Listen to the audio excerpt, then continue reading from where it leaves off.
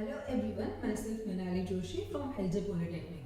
Today in this video we will be discussing about the structured subject that is coming in the 4th semester of Architecture Assistantship. So today we will learn about the second chapter, that is coplanar concurrent forces, and some of the theories related to it. So let's begin with its theories. So as you can see in this, the force that a boy is pushing and another boy is pulling. So in this image you can clearly see that a force that is produced or he is trying to produce it. Similarly, he is trying to destroy or he is destroying the agent. So this thing, this entire thing is called force, and its unit will be always Newton, kilonewton, etc. Now for this, everybody is confused between weight and mass. So here I would like to differentiate what actually is weight and what actually is mass. As in this image you can clearly see that weight contains the mass and it is dealing with the gravitational force. Similarly, if I compare it to the mass, mass contains its individual weight. As you can see in this, the apple and its weightage machine. So the apple is heavy because it has some content into it. So that is mass, and the element dealing with the gravitational force is weight.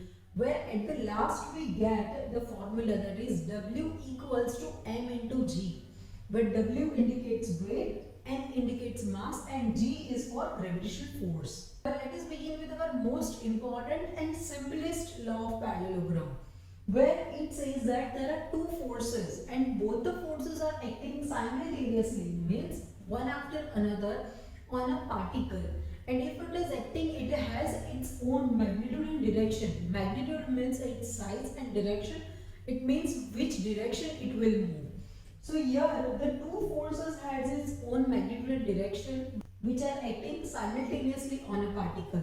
Similarly, if I want its resultant force will be at its diagonally represented. It means that R shown over here, it represents its diagonal movement, even it has its own magnitude and direction. So in order to find this magnitude and direction, we need some calculations and entire derivation for it. Now let's learn it in depth by knowing its numericals. But yes, keep in mind that always there will be two forces, that is the horizontal force and the vertical, or you can say this Q force for our law of parallelogram. So if there are two forces, we are very much aware about the law of parallelogram forces. This numerical states that there are two tensile forces, 100 and Q kilonewton.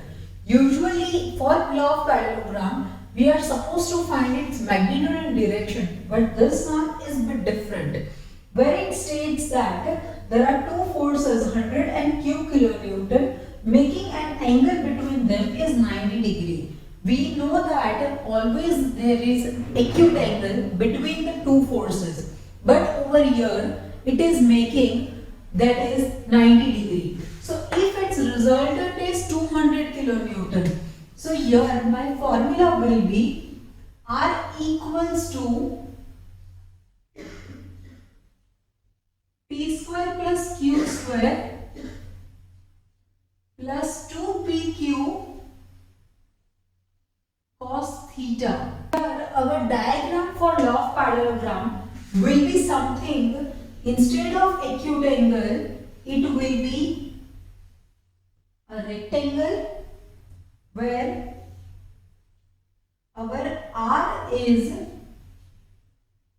already given. Instead of finding out, it is already given.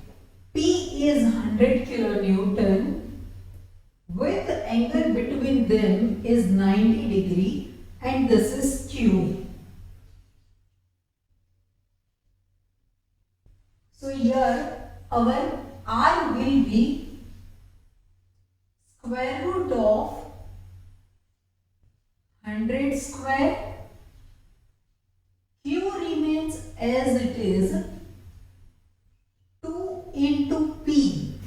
P is 100.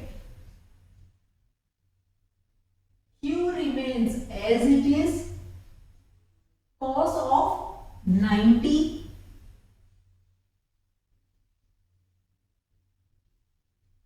So here substituting the value of R which is given is 200. But if I can take as 200 the whole square, this square root will remove.